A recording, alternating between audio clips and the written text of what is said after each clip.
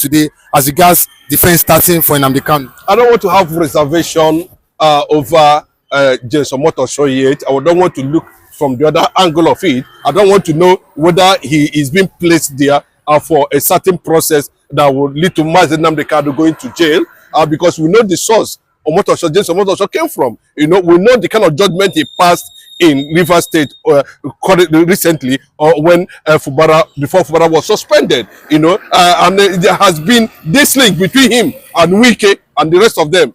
But that is not what we are looking at. We just want the viewers to look at those areas we just highlighted now and begin to dig deep. What James Omotosho is actually going to stand for in continuation, of open trial or trial of Mazi Namdi Kanu. Like you can see in the video, the IPOB leader, I can see him confident, fearless, bold, ready to confront whatever it is in the court, based on the body language of James Omotosho, the presiding judge, But I think for now, the hooded witness, whether it's a Hamas man, whether it's a Fulani man, whether it's a DSS man, or whether it's Malami, or whether it is whoever it is there that was hooded, to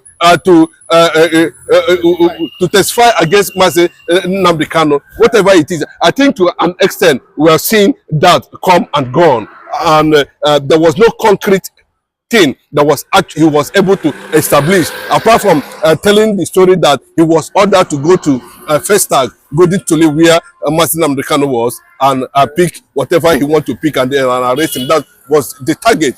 This happened over 10 years ago. But come to the reality, what Mazi Namdi Kanu actually stood for, and he has not hidden it,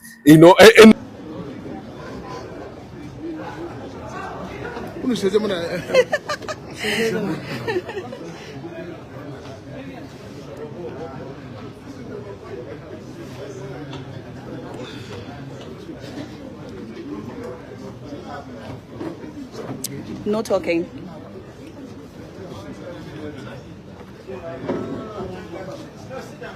Ada negafe.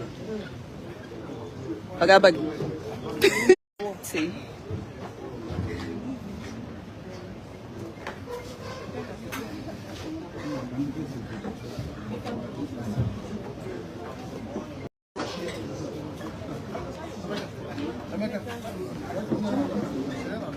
Say na dog. Fast. Say no now.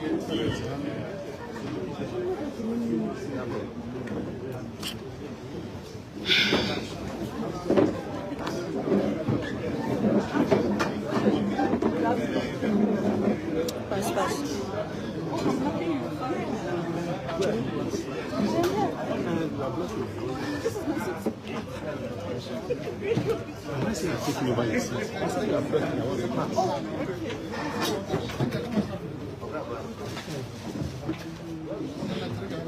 Let me stand here.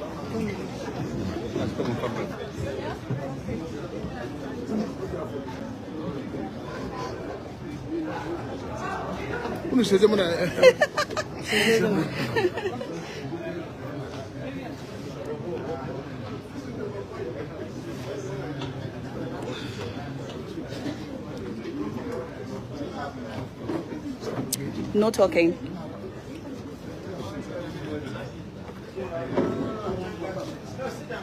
Ada negafe. Agabag. See.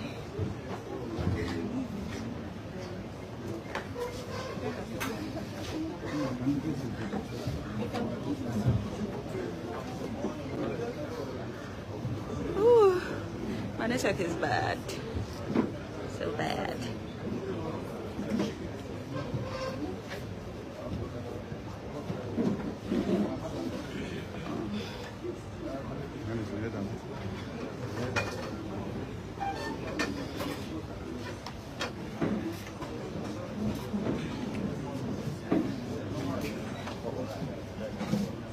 Adane, what did I say? I'm live.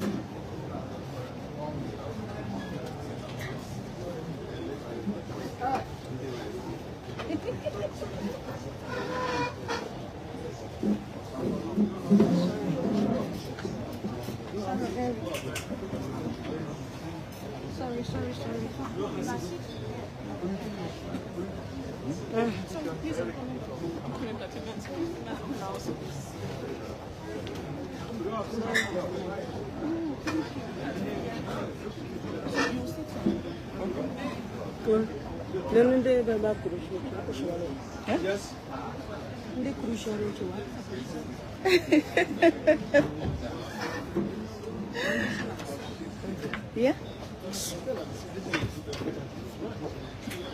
I think that's their new thing, yeah.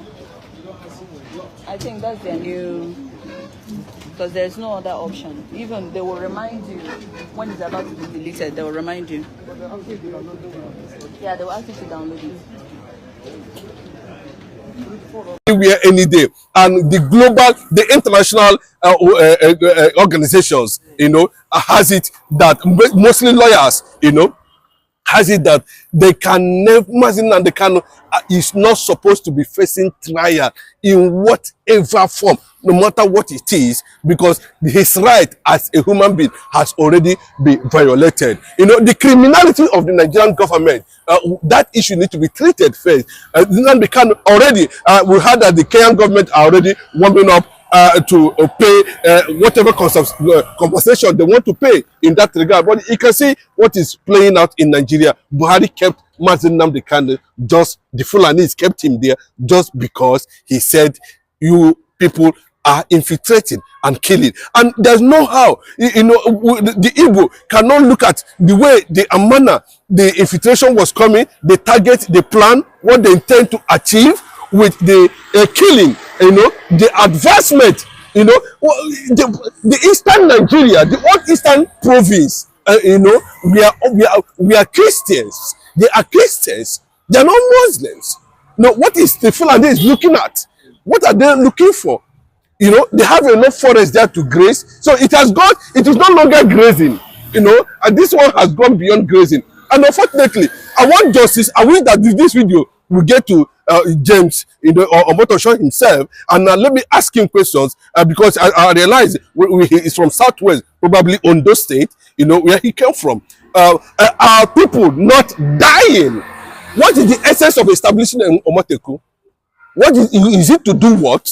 Are they going to face the Fulani herdsmen with that gun? That's the question. You understand? But all the whole paparazzi that is centered on Mazi Nnamdi Kanu baffles a lot of people and ridicule the judicial image, the judicial system in Nigeria. Has become a mockery. We saw that a Ghanaian chief judge flew into Nigeria in solidarity, for what Mazi Nnamdi Kanu has actually been going through. We saw the Cameroon government do the same thing. We saw, what outside Nigeria, for instance, you're talking about people that even brought the issue of legal studies back here in Nigeria, and making statements about what is actually happening and what the law says, what the international law said about rendition, kidnapping, criminality committed by the Nigerian government. So on that note now, so we are just looking at what everything Mazi Nnamdi Kanu, every evidence and video, of what Mazi Nnamdi Kanu said as at that time was centered on the same thing the DSS man currently saying, that everybody should defend himself. In federal government, are they not saying that T.Y. Danjuma is even due for arrest? Because he caught the university too, are they not saying they must defend themselves? What's the meaning of that? You understand? JSS boss are Jai too, making it very clearly that Nigeria have lost it. No, then if Nigeria is secured, why are over hundreds of thousands of army barracks are being, attacked and brought down by the same people? Look at the recent one that happened in Borno. Everything is being shut down, completely destroyed, and barracks. Then what happened to people? These are people who are supposed to be protective, but look at how the barracks are being run down. Then talk less of ordinary citizens. Who is going to protect them? So what Nigerian state want to hear is that at every point in time, the Igbos are being killed, and nobody can stand up to challenge it. Is that what they want? So we fold their arms and be killed. Just like what they did. I thank God that we have not forgotten over 6 million Igbos that was murdered during the Nigerian Biafra So war. before we get there, but we've heard the DSS boss publicly come out. Even Danjuma himself, you mentioned his name not too long ago. He said all these people they've come out to say what Namdi Kanu have said previously that Nigerians should defend themselves. But what they said and what Namdi Kanu said, I don't think there's any difference to what they said. And we want the terrorism going on in Nigeria. The constant killings of innocent farmers and Christians. Do you not think the Nigerian government should at least have this conscience that what Namdi Kanu said is the truth, and that's what is manifesting? And it will be a shame. It will be a shame on the side of James Omotosho himself, to look at evidence and the national consciousness of Nigeria and happenings in Nigeria, what is going on in Nigeria, and look at it from that perspective. Namdi Kanu is worth celebrating, because he saw it then and was able to alert the entire world. But unfortunately, it's coming from the eastern part of the country. An Igbo man is not relevant. But today, it has become relevant. It is only the few of them that is in Nasu Rock that are not celebrating Mazi Nnamdi Kanu. The entire world, the Africanism, the entire Africa, just like what is happening in Burkina Faso today, is celebrating him, because as at that time, people never believed what Mazi Nnamdi Kanu was talking about, that it will ever happen, that we came to a point, everybody will be running haters scatter, including the police and the army. So you see the reason why they are saying, okay, Mazi Nnamdi Kanu statement is this and that, is that those who are calling for defense, everyone should defend themselves. What are they doing? Are they inciting, or are they trying to defend themselves? They can use any grammar, to whatever they feel at this point in time. Is that James Omotosho himself is a human being. These people were also people died too. What did Akere Delu do when they were killing people in the state? Didn't you go about and see how he's going to defend his people at the end of the day? And that's what happened. So this kind of game, okay, yeah, it's stressing trial, but the trial is still seen, as victimization, as persecution, it's pure persecution. You understand? But you can see the man there is standing tall and is not saying anything. And of course, if Omotosho himself is very sensitive to the consciousness of the entire Nigeria, and of course, what the governors has been reporting about IPOB. IPOB has never been a violent organization. Recently, the governor of Imo State, Hope Uzodinma, came out and make it very clearly that people that he witnessed and he saw from evidence surrounding him, that IPOB was not involved in the killing of anybody, including Ahmed Gulag. And you remember, there was a video that was made by the same Ahmed Gulag, pointing to one particular man in government that has threatened to kill him by all means. But unfortunately, they planted this thing in the eastern part of the country so that it will look like it was IPOB that actually disallowed Ahmed Gulag. That was not true. IPOB was not involved, and that has been confirmed by the governor of that state. So you see the infiltration that is going on. They're already in the forest. You can see videos of Fulani receiving so many support, whoever they are. But I can tell you the truth, that the system that bred them are still in the leadership position in Aso Rock. Okay, and finally, we've seen the Biafrans, declare 20th, 29th, and 30th as sit at home, for the fallen heroes of the people that lost their life during the Biafra civil war. Do you think? But a lot of people have come and they say there's a division as regards. They said even the governors in the southeast have not declared. At least by now, they also be talking about it by declaring, this sit at home on that day. But what's the take as regards them declaring 29 and 30th? But Nigerian government have also come out and said that that there will not be sit at home. What's the take as regards? Of course, what do they expect the Nigerian government to react? That we should just sit down and be doing nothing on May 30, when a day where people gave their life in defense of the Igbo nation, in defense of Biafrans, both south and southeast. we lost over 6 million Biafrans in that war. And it was a needless war if Gowon has respected himself. And it was a necessity that defined the Igbo agenda. It was a necessity that gave Igbo man an identity. It was a necessity that uncovered the mystery of the ingenuity of the Igbo people. The first black race to discover and build and manufacture, the first black race in the continent of Africa to build a nuclear bomb without a white man's input. So many ingenuity is credited to the Igbos during the war. But that has become what it is. Will I say that Gowon's incompetence gave birth to the identity of the Igbos? Yes, we lost that war, if actually we lost that war. But I can tell you, from the horse's mouth, it was a ceasefire. And that ceasefire was allowed for a kind of reconciliation. But unfortunately, it never happened. So, assuming it is a situation of ceasefire, it never happened. Well, the psychological war is still going on between Nigeria and, of course, Biafrans. And that is why we have come to the point that, instead of becoming a slave, it's better we become a slave in our own land. And that is what we are talking about.